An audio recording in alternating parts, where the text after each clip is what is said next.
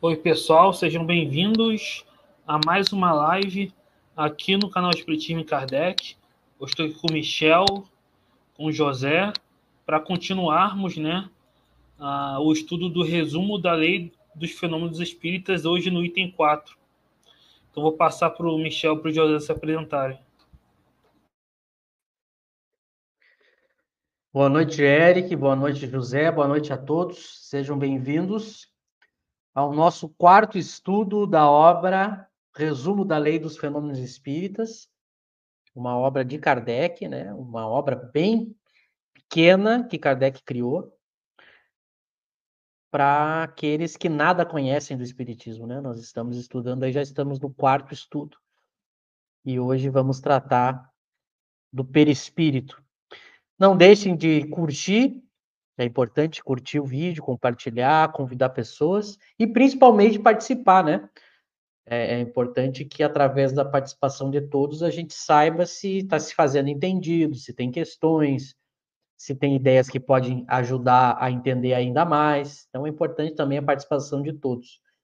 A gente sempre diz de preferência sobre o assunto, né, os comentários, mas claro que a gente sempre reserva uns minutos para aquelas questões que a gente também julga importante tratar um pouco já para ajudar quem está participando. Então, que a gente tenha um bom estudo. Boa noite a todos, boa noite, Michel, boa noite, Eric. Boa noite, pessoal que está nos acompanhando. Espero que a gente tenha um bom estudo hoje, sempre contando aí com as perguntas, os comentários de quem nos acompanha sempre. Vamos seguir estudando essa obra importante de Kardec, né, o resumo da Lei dos Fenômenos Espíritas. Como o Michel ressaltou, a obra introdutória, porém importantíssima de Kardec.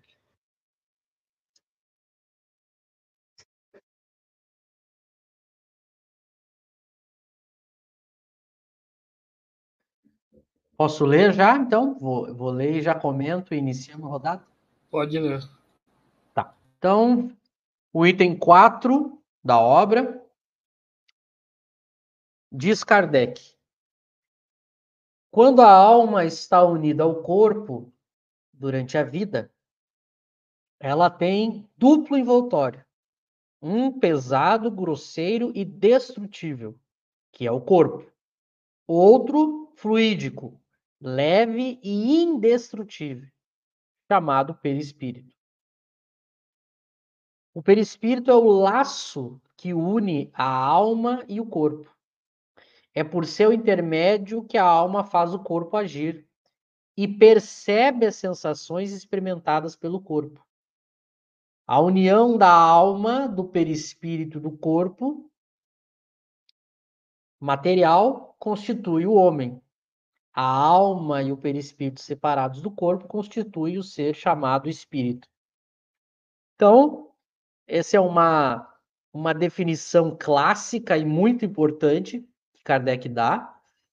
É muito importante a gente entender o que ele está querendo dizer, porque isso vai nortear toda a teoria espírita, já que o fenômeno espírita ele é provocado, ele é causado pelo espírito, então é importante que a gente entenda o conceito, né, do que é esse espírito. A gente tem uma noção de como o espiritismo pensa esse ser. Lembrando que muitos autores, sejam eles não espíritas, na própria filosofia, nas próprias religiões, mas mesmo autores do meio espírita, vão utilizar muitas vezes esses termos, alma, espírito, perispírito, mas não significa que esteja de acordo ou estejam falando da mesma coisa que Kardec. Então é muito importante que a gente entenda o conceito que ele dá, né? E aí ele deixa muito claro essa noção do que é. Eu estou abrindo aqui no meu celular para pegar. Então, a alma unida ao corpo, a alma, então esse vamos chamar de objeto ou elemento A, a alma, unida ao corpo, né? Ela tem dois envoltórios.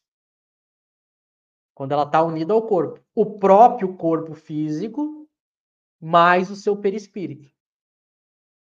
Então, a alma, esse ser inteligente, o ser que quer, que pensa, que raciocina, né? A gente, o nosso ser, o que a gente é, a nossa essência.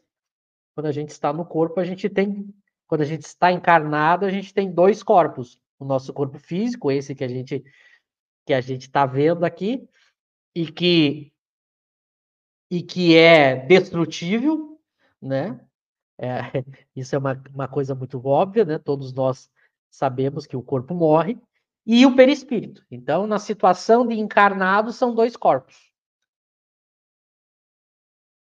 E quando está fora do corpo físico, a alma possui apenas um corpo, que é o perispírito. Então, a gente tem três coisas. A alma, que é onde fica o pensamento, as ideias, o ser inteligente, propriamente dito, o perispírito e o corpo. São três coisas diferentes, mas elas interagem uma sobre a outra. Então, para o espírito, a alma, né, poder atuar no corpo, ela precisa desse intermediário, que é o perispírito. Da mesma maneira, as sensações do corpo e do mundo externo, para chegar na alma, precisa do perispírito. Então, é por isso que ele é o elo, ele é o laço que une a alma e o corpo, né? Quando a gente está fora do corpo físico, quando a gente está desencarnado, que tem só a alma mais o perispírito, as coisas de fora chegam até a alma através do perispírito, porque daí só há um corpo. Então são três coisas diferentes, é preciso que a gente entenda. E a gente vai ver que a alma e o perispírito são coisas diferentes, mas elas nunca estão separadas. Enquanto eu posso ter alma e perispírito separada do corpo físico, eu posso ter, que é a situação de desencarnado, eu jamais vou ter alma sem perispírito, ou perispírito sem alma. São coisas diferentes, mas elas nunca estão separadas. Isso é importante a gente também entender. Então, como ele diz ali, no final, a união da alma, do perispírito, do corpo, forma o homem. Se eu tenho alma e perispírito, que é quando não tenho o corpo físico, que é a situação de desencarnado, eu tenho o ser chamado espírito. Então é importante entender essas definições para que mais para frente, quando a gente for entrar no detalhe, a gente veja o quanto isso é importante.